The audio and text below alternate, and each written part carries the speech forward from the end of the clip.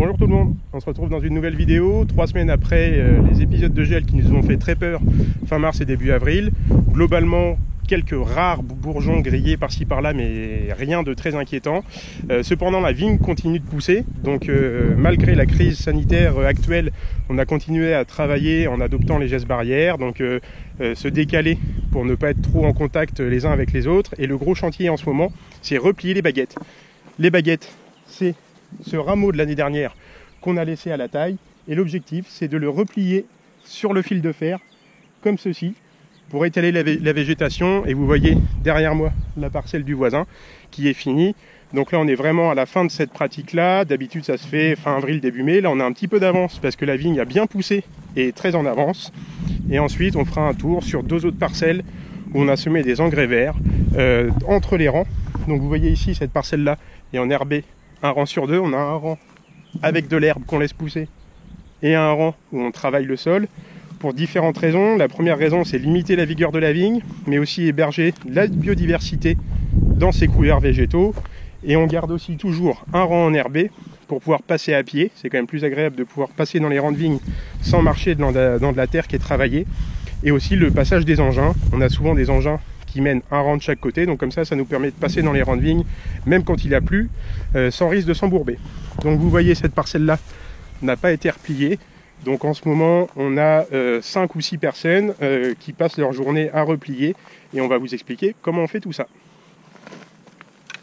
Donc le repliage, c'est l'opération qui n'est pas la plus compliquée, c'est assez agréable, il n'y a rien de compliqué, on observe le cep et on va essayer de replier la baguette qu'on a laissée à la taille sur la longueur du rang, d'alignement du rang, de façon à ce que les rameaux qui vont pousser poussent sur toute la longueur à la verticale, et que la vendange soit étalée sur toute la longueur, plutôt qu'un tas de vendange à cet endroit-là au niveau du cep. L'idée c'est qu'il y ait des vendanges tout au long du rang. Donc on va replier la baguette et on va l'attacher avec cette petite machine électrique qui va venir l'attacher. Donc là il n'y a aucun souci, c'est plutôt agréable à faire. Le seul truc c'est qu'il faut forcément faire attention aux bourgeons, à ne pas les faire tomber, parce que si par exemple je donne un petit coup de pouce comme ça sans faire attention, mon bourgeon casse et j'ai perdu l'équivalent des 2 petites grappes, parce qu'on voit que les 2 petites grappes sont ici, donc ça demande un petit peu d'attention, mais c'est plutôt agréable. L'idée c'est de faire attention à ne pas croiser les baguettes non plus, pour pas qu'il y ait d'entassement de végétation ni d'entassement de vendange. En gros, avec cette machine, ce type de machine électrique, on peut faire 1 hectare par jour et par personne, en étant, ça ne demande pas une compétence particulière. Par contre, ça demande simplement de l'observation, de l'attention. Et autrefois, nos grands-parents le faisaient à l'osier ou au fil de fer. Donc nous, malheureusement, on a perdu ce geste-là, le faire à l'osier. On s'entraîne à le faire de temps en temps pour se faire plaisir. Mais on est beaucoup moins rapide que nos anciens et nos nœuds ne sont pas aussi jolis. On a toujours un rang enherbé et un rang travaillé pour pouvoir marcher convenablement. C'est-à-dire que dans n'importe quelle condition, on pourra toujours marcher dans ce rang-là, et ce sera beaucoup plus facile à marcher dans ce rang enherbé que dans ce rang travaillé. C'est tout bête, il n'y a aucun cahier des charges pour ça, mais en termes de confort de travail, on va dire que c'est pas la base, mais presque. Donc en gros, on peut attacher 5000 ceps par jour. C'est un travail qui va nous occuper 2 semaines à la maison à peu près. Donc vous voyez l'intérêt d'avoir un rang enherbé, c'est que là c'est quand même beaucoup plus compliqué de marcher que dans ce rang-ci, où là, même s'il y a un petit peu d'enherbement, qui est très joli d'ailleurs, c'est quand même beaucoup plus confortable.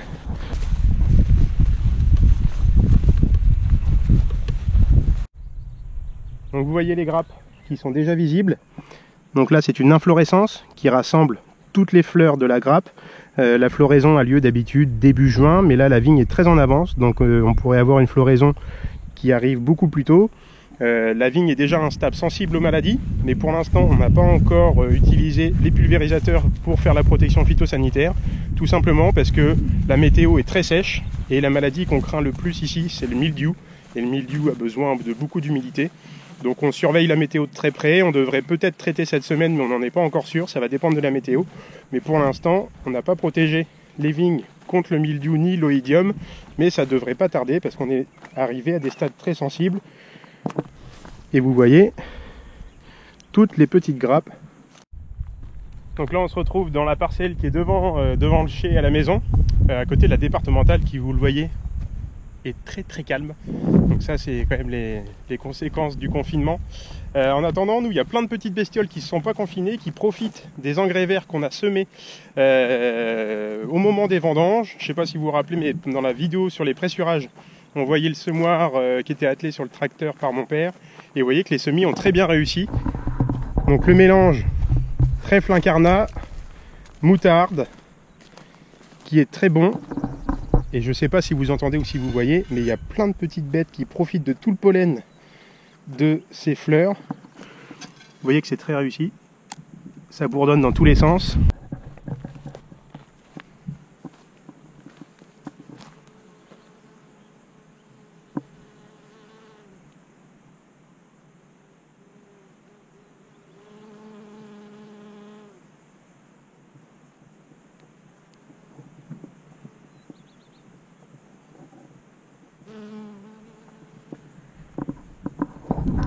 Donc voilà aussi le bienfait des semis d'engrais verts. Donc on va les laisser fleurir et une fois qu'ils auront fleuri, on va pouvoir les détruire et les rouler.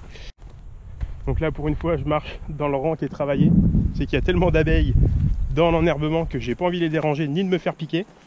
Donc une fois que les fleurs auront fané d'ici 1, 2 ou 3 semaines, on va faucher cet enherbement qui fera un bon apport de matière organique. Et ensuite on pourra passer à pied pour ébaciller. Et baciller, ce sera retirer ces petits gourmands qui auront un peu plus poussé d'ici là.